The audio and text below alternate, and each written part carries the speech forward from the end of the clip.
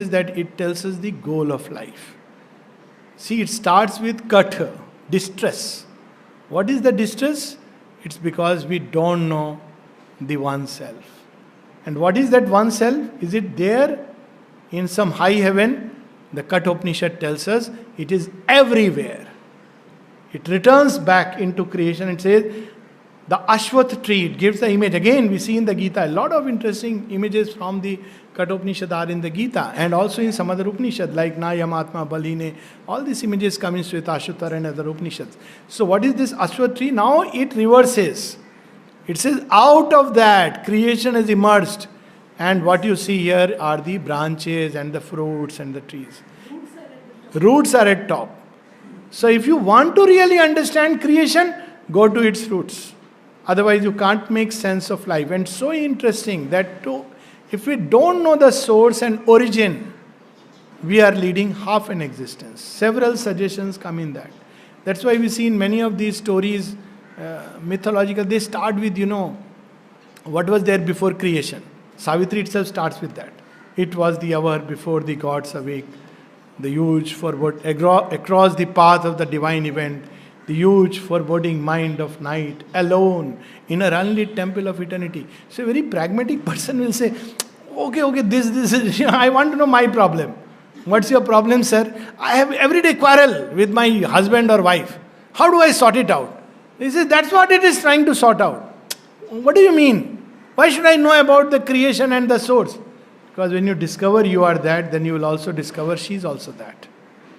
Then your quarrel will cease. Otherwise, you will arrive at a mutual adjustment, accommodation, temporary harmony, quarrels followed by peaceful, because it cannot, by its nature it cannot. And egoistic consciousness will end up like Vajrashrava, getting angry.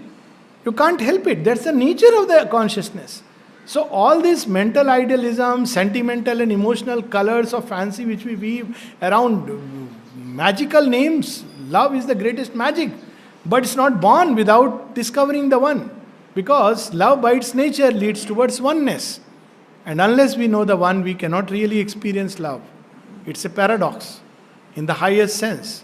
But when you discover the one, then whole creation you love. Because whole creation has its roots there and it spreads into the cosmos. And then he says, not only in cosmos, now he's reversing the whole thing. He says, even in you, that is there. So close to me, within me, I don't have to go elsewhere. Yes, my child, Nachiketa, you deserve to know this. And I'll tell you where he is seated. That also. What a profound Upanishad this is. He says, in the center of your heart, it is there. And how big is it? A being no bigger than the thumb of man. Angusht Matra Purusha. How beautifully Sri Aurobindo in Savitri describes it. But since she knows, she is the Aditi beyond the manifest and the unmanifest. But since she knows the toil of mind and body and life, as a mother knows and shares her children's lives, she puts forth a small portion of herself. See, the same thing. In the Kathopanishad is said that, and that is also here. She puts forth a small portion of herself into a hidden region of the heart, a being no bigger than the thumb of man, to face the pang and to forget the bliss. So where do we have to find? One process is by constantly stilling all the parts. This one way. The senses, the objects, the senses. Greater than senses are the objects. Make the objects right. Greater than the objects is the mind. Greater than the mind is the buddhi. Greater than the buddhi is the self. Greater than the self is the unmanifest. And greater than the unmanifest is that. This is one path. But then now he is inclined to reveal to Nachiketa another path. He says, go into your heart. You will find there, subtlest of the subtle, seated within. It is there. It's something you can see. You can become one with. You can experience it. It's forever pure. And it's no bigger than the thumb of man. Now, death also goes on describing very technically. It says, how is it bound to the body? It has deliberately tied itself to nature. How is it tied to nature? It is tied by 101 cords. It's very, so Sometimes I feel it's a very medical Upanishad also. Katha, distress, death, we all face. Of course, if a patient comes to me and says, I have fever, I can't tell him read the Katha Upanishad. But I can definitely tell him that, look, I understand your distress, take the medicine, but know that you are not just the body, but much more than that. Go deep into your heart, discover that light, that truth, that effulgence, that radiance, that purity, that power, that strength, which is there within you. Go to the doctor, but have faith in that which you are carrying inside. So this is where it says, seek him there. It's there within the heart. So beautifully we see the same thought when Sri Aurobindo in the poem Rishi, written along similar lines. If you want to read, Savitri goes much beyond it. But if you want to read the Katha Upanishad as in Sri Aurobindo's writings, one of the poems is Rishi. So Rishi tells the same thing. There are many worlds beyond. And at the end he gives it. Then he says, that has become all these things. At the end he says, seek him on earth. Seek him in yourself. Because, O king, thou art that. Only the night is on thy soul. So, what a marvelous truth he reveals, that you are that. Only it is hidden inside. There is the veil of ignorance. How to tear away the veil of ignorance? Nachiketa, whoever lights your fire, his veil of ignorance will be torn. Whoever recites this at the time of death, this used to be one of the, this Garud Puran, they are one of those which used to be recited during Shraddha. Now, it makes great sense, because imagine that there is, not imagine, that soul is hovering around. Now, we are very fortunate, this august company of seekers doesn't need anything. But let's say in normal life, there is a person who never had any contact with Kathopanishad or any Upanishad for that matter. And the poor soul, tied up in all the trappings of the vital and mental, is still stuck. Oh, my family, my this, my that. And when you read the Kathopanishad, what will happen? It will say, fool, where am I stuck? So it will disengage. That is how the Bhagavad also, 7 days, when Parikshit hears the Bhagavad, not only he is freed, there is the side story that there is a demon who is residing in the bamboo tree. That fellow is by default listening and he gets freed. So I suppose, the reason why it is said in the Kathopanishad that you should recite it during Shraddha is because it has the power to dissolve all the formations. And I feel that there is this power in this Upanishad, that if we read through it, even hastily, it has the power to dissolve all these formations in which we are caught up. Just reading it, so what he is saying is that this is not just an intellectual statement of knowledge, it is also a power. Not all scriptures are like that, not all writings are like that. But here there is a declaration that I have put the power in it, that the mere reading, mere recitation of this Upanishad can free us from the bonds of death. So death is giving away his secret. That you want to be free from me? Now I am telling you there are 3 ways to be free from me. First is discover this individual center of divinity. This is the first immortality. When we discover that, we know that death is nothing but a changing of our robes.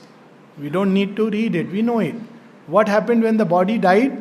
The car broke down. Maybe a bad accident. It's gone beyond repair. But the master has already paid our price and the second car is already ready. That's how Sri Aurobindo puts it. That, we should not worry about it because already another car has been made ready. What we have to do, he will make us quiet little while, give us nice food, then give us the new car. Complete organ transplant free of cost. New place, new experience. Now drive. Warranty, sir, 85-year-old warranty. What if I abuse the car? Then it's a different matter, sir. Insurance company also tells you, if you drive rashly, don't blame us. But if we drive it correctly, and the correct driving of the car is described in the Kathopanishad, then it will serve its purpose. After that it breaks down, you have another. So this is the first immortality. To discover the secret soul within, and light up the fire of aspiration. The second immortality is the universal consciousness. The vast, the unlimited, the illimitable. Not unlimited is a quantitative term. The illimitable cannot die by its nature. So limitation is death. This is the second meaning of death. First is separation of the soul from the body. This is death. This one. This is most elementary. The second is anything which is limited, be it a thought, be it a feeling. That's why all day feelings, thoughts, everything changes. It's all subject to death. So death in its largest sense is whatever is limited, it has a tendency to break the barriers. Why is it doing it? Because we can grow wider. Unfortunately, we don't like it because it means stepping out of our comfort zones. So we don't like people who have contrary opinions. Why? Because my opinion. But if you have a person with contrary opinion, what is it? This is also interesting because this is one crude way of breaking the barrier. This is not the best way. A lot of fight, lot of arguments, not worth it. But still, there is a way. It is trying to break the limitations. And ultimately, illimitable. Because the vaster we become, the closer we are to immortality. That's why the Vedic rishis use the word Satyam, truth, which is eternal, Ritam. It has its own law of becoming. In creation, there is a law of truth. And there is a distortion of that law by falsehood. That's unritam.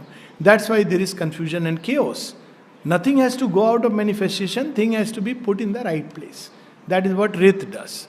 And the third is Vrahatam, vastness. So when we become vast mentally, when our efforts become vast, when our feelings become vast, they are not cloistered into me and mine, but it loves even the body of God in all things. So when we love all beings and all things, then where is the this and that? The barriers break down. The heart becomes vast. Similarly, the life impulsions, when it seeks something vast, not the small transient things. Nachiketa seeks something vast, not more in number, but that state of consciousness where life becomes luminous and free. Then we have again the cosmic consciousness, cosmic vital. And then finally, even the physical, it doesn't touch upon that. That has been left for Mother and Sri Aurobindo, the final touch, because that's the most difficult and nuttiest part. So this is the second immortality. And the third immortality is beyond the individual, beyond the cosmic, is the transcendent. To get into that, which has neither any beginning nor an end. Because the cosmos has a beginning, at least according to the Kathopanishad. This is the beginning. That's how it speaks of. Of course, in a certain sense, we can say there is no beginning because its roots are in the eternal. But we can say that there is a beginning and an end. That's why we talk about the cycles of time and the pralayas. So there is a beginning and an end. But transcendent has no beginning, no end. Obviously, there is no death. So these are the three ways death expounds to Nachiketa to be freed from its own clutches and discover immortality. Last but not the least, which I find very interesting about this scripture, this is something we have grown up in Indian traditions. So whenever a story was told, we used to have this Savitri puja and this puja and that puja in my house. At the end of every puja and story, it used to be, Jaise iska bhala hua waisa sabka ho. You know, the way Savitri conquered death, may it happen in everybody's life. So, Kathopanishad also ends with that whoever hears this doctrine, he will be freed from the clutches of death. So, it is a power embedded in this. With this we can stop. This is the central elements in this Upanishad. Tomorrow when we have time, we will probably pick up few interesting slokas, few interesting lines or passages. I don't want to speak the slokas because I don't want a single Sanskrit word to be wrongly pronounced. But we'll pick up passages, the translations, definitely, and we'll pick them up. Now we have the images, we'll connect with it and go through each of the cycle in that way. But any questions, any thoughts, any sharing, most welcome. Sir? Yes, please. Somewhere it is said, Atma can make the big Yes. Yes.